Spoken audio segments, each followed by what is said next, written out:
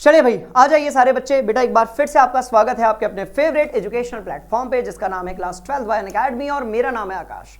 आज की इस क्लास में हम बात करने जा रहे हैं हमारा बड़ा ही इंपॉर्टेंट चैप्टर, जिसका नाम है केमिकल काइनेटिक्स, राइट। और सर इसमें आज आप क्या करवाएंगे, तो सुनो। अब भैया ये चैप्टर तो हमारा फिजिकल केमिस्ट्री का है, तो बच्चों को लगता है कि सर हर बार जो है इसमें आप लोग ना न्यूमेरिकल्स बहुत ज़्यादा करवाते हो, पर बेटा आज मैं न्यूमेरिकल नहीं करवाऊंगा। आज इस चैप्टर के अंदर जो 3 डेरिवेशंस आते हैं ऑर्डर ऑफ रिएक्शन के या आर्हेनियस इक्वेशन के, उन डेरिवेशंस की मैं आप लोगों से बातें करूंगा। बहुत ध्यान से सुनना। आज हम बातें करेंगे बेटा जीरो ऑर्डर रिएक्शन के डेरिवेशन के बारे में, और यहां से हम 2 चीजें पढ़ने वाले हैं, ठीक है। इनफैक्ट 3 चीजें पढ़ने वाले हैं, ध्यान से सुनना। एक हम पढ़ने वाले हैं डिफरेंशियल रेट इक्वेशन, ठीक है। अकेला ऐसा टॉपिक जिसमें इंटीग्रेशन भी है, डिफरेंशिएशन भी है और ग्राफ भी है, मतलब कि वो इक्वेशन ऑफ लाइन भी है, ठीक है। दूसरा हम पढ़ने वाले हैं सर इंटीग्रेटेड रेट इक्वेशन, और तीसरे हम पढ़ने वाले हैं इंपॉर्टेंट ग्राफ्स। क्योंकि ना आप लोगों ने देखा होगा कि काफी क्वेश्चन सर ग्राफ से पूछ लिए जाते हैं। काफी क्वेश्चंस हमारे जीरो ऑर्डर रिएक्शन में, फर्स्ट ऑर्डर रिएक्शन में बच्चों ग्राफ से पूछ लिए जाते हैं। और साथ में हम क्या करेंगे, तो ध्यान से देखना, और साथ में हम लोग जो है differential rate equation, integrated rate equation, important graph, ठीक है। और यदि हमारे पास टाइम रहा तो हम कुछ एक न्यूमेरिकल्स भी रख लेंगे, numericals and half life time of the reaction भी कर लेंगे। बात समझ में आ गई? ठीक है सर। तो भैया पेन कॉपी निकाल लीजिए और बढ़िया से इसको अपनी कॉपी में लिख लीजिए। हम शुरुआत करते हैं इस मजेदार सी क्लास की। मेरी बात ध्यान से सुनो बच्चों। क्या हम लोगों ने, है ना, ये सारी चीजें आज की क्लास में हम करेंगे, ग्राफ एंड ऑल दैट सारी चीजें हम पढ़ने वाले हैं, बट मेरी बात ध्यान से सुनो। क्या हमने रेट लॉ पढ़ा था, जनरल रेट लॉ? क्या हमने रेट लॉ पढ़ा था? हमारे पास हम कह रहे हैं कि भाई देखो, हम करने वाले हैं derivation for zero order reaction. Derivation for what sir? Zero order reaction, ठीक है भैया। जीरो ऑर्डर रिएक्शन का मतलब क्या है सर? उसकी ऑर्डर जो है वो कितनी होगी? 0 होगी, ठीक है। ये मॉलिक्यूलैरिटी नहीं है बेटा, ये ऑर्डर है, तो n = 2 अपना कितना आ जाएगा? 0 आ जाएगा। अब एक काम करते हैं, एक जनरल रिएक्शन की बात करते हैं। कोई भी एक जनरल रिएक्शन आप ले लो। अब भाई जनरल रिएक्शन है तो अपने पास कोई एक रिएक्टेंट होगा और कोई एक प्रोडक्ट होगा, रिएक्टेंट कन्वर्ट होगा प्रोडक्ट में, ठीक है। चलो, तो मैंने यहां पर एक रिएक्टेंट ले लिया जो कन्वर्ट हो रहा है आपके प्रोडक्ट में। अब इसके लिए जब आप रेट लॉ लिखोगे मेरे बच्चों, तो कैसे लिखोगे बेटा? तो इसका जो रेट लॉ होगा, ध्यान से देखना सब लोग, वो हो जाएगा K concentration of R, R मतलब रिएक्टेंट का कंसंट्रेशन, और इसकी पावर N, ठीक है। हम इसको थोड़ा सा और प्रोसीड कर देते हैं ताकि ये थोड़ा सा और मजेदार हो जाए। जब रेट लॉ हम लिखेंगे तो हम लिखेंगे इसको -dr divide by dt is equal to what? K R⁻⁴ n, ठीक है। अब सबसे पहले ना इस वाली कहानी को समझते हैं, क्योंकि आज जो हम पढ़ने वाले हैं उसका जो पहला कॉन्सेप्ट है वो यहीं पर है। अब ये कहानी क्या है, ध्यान से देखो बेटा। देखो, इसके अंदर की जो कहानियां हैं वो कुछ ऐसी हैं कि जो नेगेटिव चार्ज है, जो नेगेटिव जो साइन है, चार्ज नहीं भाई, ये तो फिजिक्स में होता है, केमिस्ट्री में भी होता है, बट नेगेटिव साइन जो है हमारा, वो रिप्रेजेंट करता है कि जैसे जैसे रिएक्शन आगे बढ़ेगी, रिएक्टेंट का कॉन्सेंट्रेशन कम होता जाएगा और प्रोडक्ट का जो कॉन्सेंट्रेशन है बच्चे वो बढ़ता जाएगा। अब क्योंकि रिएक्टेंट का कॉन्सेंट्रेशन कम हो रहा है, डिक्रीज हो रहा है, that's why see negative sign is there. बात समझ में आ गई? तो ये rate of reaction for reactant हो गया। अच्छा ठीक है भाई, बिकॉज कंसंट्रेशन ऑफ जो रिएक्टेंट है वो कैसा हो रहा है सर? वो डिक्रीज हो रहा है। बड़ी सिंपल सी कहानी है, ठीक है सर। इसका भी बता दिया आपने। अब K क्या है वो बता दीजिए। तो बेटा K है रेट कांस्टेंट, ठीक है। और रेट कांस्टेंट यूनिवर्सल कांस्टेंट नहीं है। It means what? इसकी जो यूनिट है वो फिक्स्ड नहीं होगी, ऑर्डर पे डिपेंड करेगी। और दूसरी बात ये, इसकी वैल्यू भी फिक्स्ड नहीं होगी, वो भी हमारे न्यूमेरिकल्स पे डिपेंड करेगी। और n हमारा जो होता है वो होता है ऑर्डर। तो बच्चों ये हमारी जनरल रिएक्शन थी, सभी प्लीज इसे अपनी कॉपी में नोट कर लीजिएगा। क्लियर? हाँ जी सर। चलो भाई, हो गया। तो ये जनरल रिएक्शन थी। अभी तक हमने किसी ऑर्डर के बारे में बात नहीं करी। अब इस रिएक्शन को हम लिखेंगे जीरो ऑर्डर के रिस्पेक्ट में। और कैसे लिखेंगे बच्चों, बहुत ध्यान से देखिएगा। तो ये मेरे पास इक्वेशन है, इसको मैं थोड़ा सा ऊपर की तरफ शिफ्ट कर देता हूं, राइट। अब मेरी बात ध्यान से सुनो और सारे बच्चे सुनो और एकदम मन लगाकर सुनो बेटा, ठीक है।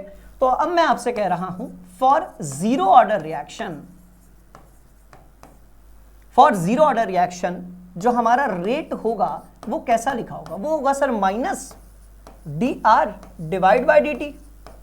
और भाई बात कुछ ऐसी है कि यहां पर आपने क्या लिख दिया, कंसंट्रेशन ऑफ आर की पावर जो एन है ना, एन हमारा कितना हो जाएगा जीरो ऑर्डर रिएक्शन में sir, n is equal to zero हो जाएगा। तो भाई यहां पर ऊपर जीरो आ जाएगा। और हमने बचपन में कहीं पर पढ़ा हुआ था कि किसी भी चीज की पावर जब जीरो होती है तो हम उसको वन कंसीडर करते हैं, इट मीन्स व्हाट, अब हमको मिल जाएगा minus d r divide by d t is equal to what k. ठीक है, ये बात हमारे सारे बच्चों के समझ में आ गई। ये बेटा रेट का हमने यहां पर इक्वेशन बना लिया। अब आप बोलोगे सर ये तो सिंपल है, यहां तक तो कोई परेशानी है ही नहीं, इसके आगे भी नहीं होगी। ध्यान से देखना, सुनो। अब आप ध्यान से देखो, ये जो फॉर्मूला आपको दिख रहा है, क्या ये डिफरेंशिएशन के टर्म्स में दिख रहा है कि हम dt यानी कि टाइम के रिस्पेक्ट में जो कंसंट्रेशन ऑफ रिएक्टेंट है उसका डिफरेंशिएशन कर रहे हैं। तो ये जो इक्वेशन होती है बच्चों, ये होती है हमारी डिफरेंशियल रेट इक्वेशन।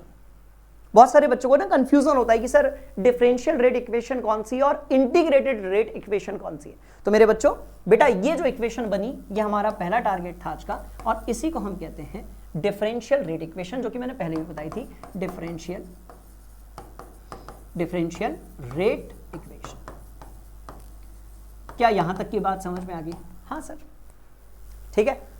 वीडियो रोकिए और इसको बढ़िया से अपनी कॉपी में दिमाग में सब जगह पर फिट कर लीजिए, ठीक है। मैं हट जाता हूं, ठीक है बेटा। ये हो गया पक्का वाली बात। तो ये हमारी अब डिफरेंशियल रेट इक्वेशन थी। अब हम क्या करेंगे, इसको इंटीग्रेट करेंगे।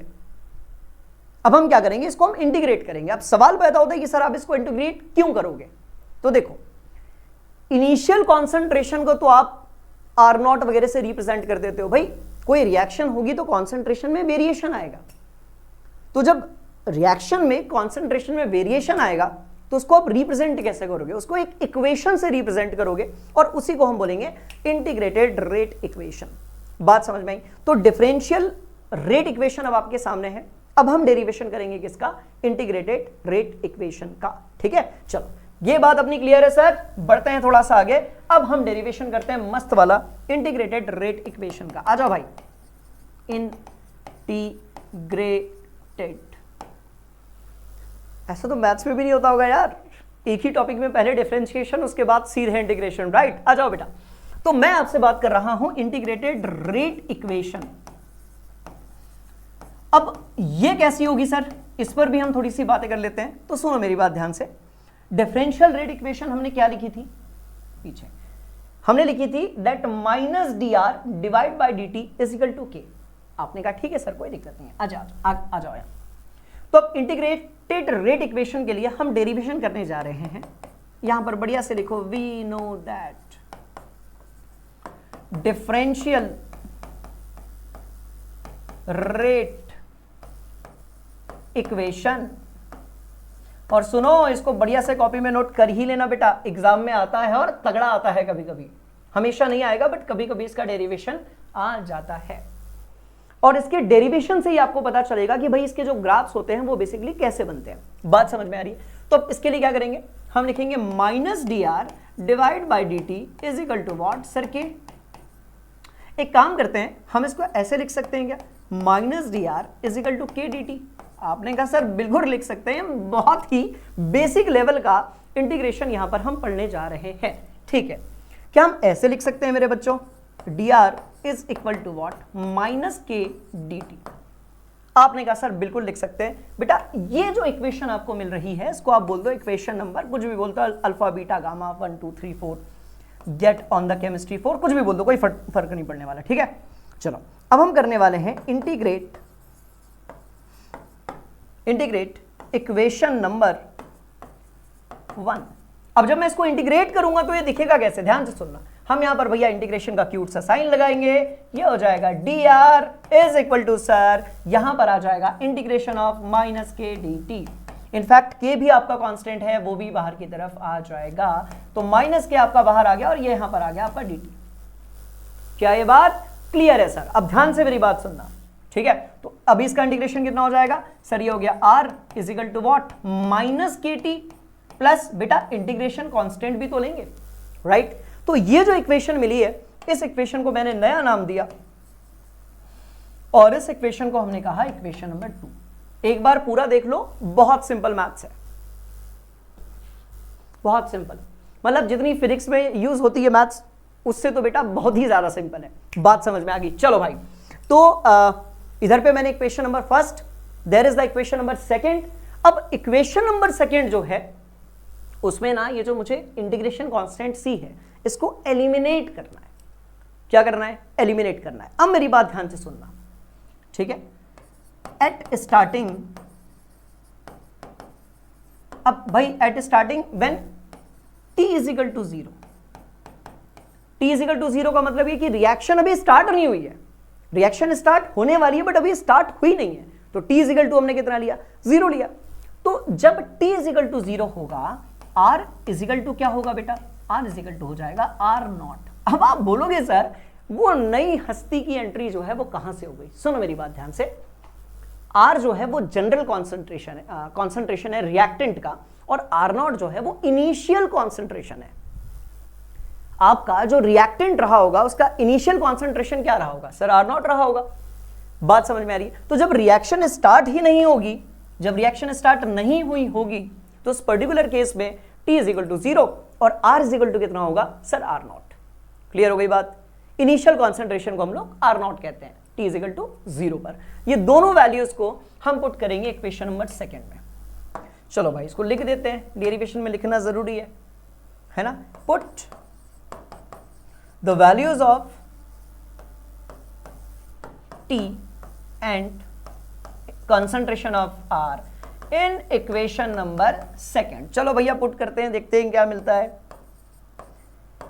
गिने चुने तो डेरिवेशन है हमारे केमिस्ट्री में, है ना? चलो तो बेटा ये तो k इंटू 0 हो जाएगा प्लस c आ जाएगा, और r की जगह पर अपना R0 आएगा। मैंने कहा ना कि r की जगह पर R0, t की जगह पर 0, तो मैंने t की जगह पर 0 रख दिया, r की जगह पर R0 रख दिया। अब बच्चों यहां से अपने को मिल गया c is equal to what? R0। देखो ये पूरा 0 हो गया, तो ये मिल गया sir t is equal to what? Concentration of R0, यानी कि इनिशियल कॉन्सेंट्रेशन हमको मिल गया है। ठीक है बच्चों, कोई दिक्कत? देख लो एक बार, मुझे नहीं लग रहा कोई दिक्कत है, राइट? हाँ जी सर। चलो भाई c की वैल्यू मिल गई, पक्का वाली बात। इस c की वैल्यू को वापस से हम पुट करेंगे इक्वेशन नंबर सेकंड में।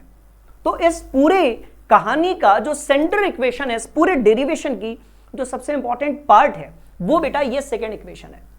और उसके बाद जो दो कंडीशन हम लगाते हैं वो हमारे बच्चों को बननी चाहिए। बात समझ में आ रही है?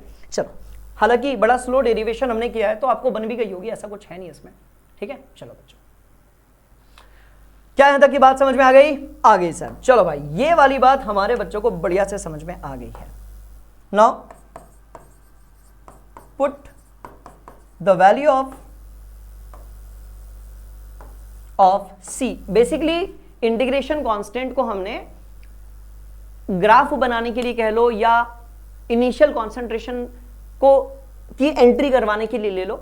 हमने वो जो इंटीग्रेशन कांस्टेंट है उसको केमिकल या केमिस्ट्री के टर्म्स में लिखा है R0 के फॉर्म में, राइट? तो now put the value of c in equation number second में आप इसको पुट कर दो, देखते हैं क्या मिलता है। जहां पर c है वहां पर R0 ले आओ, कोई दिक्कत नहीं है। तो बेटा ये इक्वेशन हमें मिलेगी that concentration is equal to minus KT plus जहां पर c था वहां पर R0 आ जाएगा मेरे बच्चों। और यदि आपको ये लग रहा है कि सर क्या अभी हम और आगे पढ़ने वाले हैं, तो नहीं पढ़ने वाले हैं भाई, वो डेरिवेशन अपना वहां पर खत्म हो गया। आप उसको रीअरेंज कर सकते हो, which is very easy. KT को इस तरफ लेकर आओ, तो KT इज इक्वल टू हो जाएगा R0 माइनस R, या आप K की वैल्यू निकालना चाहते हो तो K की वैल्यू निकाल लो, या T की वैल्यू निकालना चाहते हो तो T की वैल्यू निकाल लो। That is totally up to you and based on the numerical. क्या ये बात हमारे सारे बच्चों के समझ में आ गई है? सर आ तो गई है, अच्छा डेरिवेशन था। ठीक है बेटा, चलो तो मैं एक साइड हो जाता हूं, ध्यान से इस पूरे डेरिवेशन को देख लो। वो डेरिवेशन अपना वहां पर आ गया, वो डेरिवेशन बच्चों ध्यान से देखो, t is equal to R naught minus R divide by k जो है वो अपना आ गया है, कोई दिक्कत वाली बात नहीं है इसमें, समझ गए? हाँ जी सर। अब मेरी बात ध्यान से सुनो, अब इसमें क्या क्या लिखा हुआ है उसको एक बार हम देख लेते हैं। तो फ्रेशली इस डेरिवेशन को मैं आगे लेकर जाता हूं, ध्यान से सुनना, that t is equal to R naught minus, यहां पर सर r आ जाएगा और डिवाइड बाय k आ जाएगा, ये हमारी इक्वेशन है। सवाल पैदा होता है सर इसमें कौन सी चीज क्या है वो बता दीजिए। तो मेरी बात ध्यान से सुनो, आर नॉट बेटा जो है वो इनिशियल कॉन्सेंट्रेशन है, इनिशियल कॉन्सेंट्रेशन ऑफ रिएक्टेंट है। ठीक है सर, अब एक बात बताओ, इनिशियल कॉन्सेंट्रेशन आर नॉट है भाई, जैसे जैसे समय बीतेगा कॉन्सेंट्रेशन जो रहेगा उसमें वेरिएशन आएगा। तो जब टी टाइम बीत जाएगा, जब टी टाइम बीत जाएगा, जब स्पेंड हो जाएगा, उसके बाद जो कॉन्सेंट्रेशन होगा वो होगा कैपिटल आर। तो टी जो है वो है ड्यूरेशन, टाइम ड्यूरेशन, कि भैया रिएक्शन अभी टी टाइम क्रॉस कर चुकी है, टी टाइम उसका हो गया है, सॉरी टी टाइम नहीं, टाइम टी क्रॉस हो गया है, नहीं तो तुम सीधे चाय पीने चले जाओगे, सर टी टाइम की बात हो रही है, राइट? सुनो, और आर हमारा जो है वो हो जाएगा बेटा कॉन्सेंट्रेशन आफ्टर टाइम टी। बात समझ में आ रही है? हाँ जी सर। और के जो है वो बेटा हमारा रेट कांस्टेंट है। तो आपने कहा सर ठीक है ठीक है ठीक है। अब आप मुझे एक बात बताओ, ये जो इक्वेशन अपने को मिली, क्या ये इंटीग्रेशन से मिली? हाँ जी सर। भैया सेट हो जाओ। जी हाँ। अब ये इक्वेशन जो मुझे मिली, ये मुझे कहां से मिली? इंटीग्रेशन से मिली। जब हमने डिफरेंशियल रेट इक्वेशन का इंटीग्रेशन मारा तब जाकर मुझे ये वाली इक्वेशन मिली, जिसको मैं इक्वेशन नंबर 3 कह देता हूं। 1 2 3। बात समझ में आई? अब इसको हम कहते हैं इंटीग्रेटेड रेट इक्वेशन, क्योंकि इंटीग्रेशन जब आपने किया उसके बाद ये इक्वेशन मिली। तो बेटा ये हो जाएगी हमारी इंटीग्रेटेड रेट इक्वेशन। क्या बात समझ में आ गई? हाँ जी सर। चलो भाई, अब हाफ लाइफ टाइम की बात कर लेते हैं। आ जाओ, वहां से भी क्वेश्चन आता है ना, ठीक है, वहां से भी क्वेश्चन आता है मेरे बच्चों। तो अब हम बात कर लेते हैं half life time, half life time of reaction. ठीक है, आपने कहा ठीक है सर, कोई दिक्कत वाली बात नहीं है। अब हाफ लाइफ टाइम रिएक्शन का मतलब क्या होता है? सुनो मेरी बात ध्यान से। वो टाइम जिसमें रिएक्टेंट का कॉन्सेंट्रेशन आधा हो जाए, वो टाइम जिसमें रिएक्टेंट का कॉन्सेंट्रेशन आधा हो जाए। मेरी बात ध्यान से सुनना। देखो, यहां पर आपको पानी दिख रहा है, इसको हम मान लेते हैं रिएक्टेंट, और ये उसका इनिशियल कॉन्सेंट्रेशन है। ध्यान से देखना, पानी दिख रहा है, इसको हमने मान लिया रिएक्टेंट, और ये इनिशियल कॉन्सेंट्रेशन है जितना भी है। मान लेते हैं बेटा 800 ml इसमें पानी है, 800 मिलीलीटर इसमें पानी है। अब ना 10 मिनट में मैंने 400 पी लिया, फॉर एग्जाम्पल 10 मिनट में मैंने 400 पी लिया।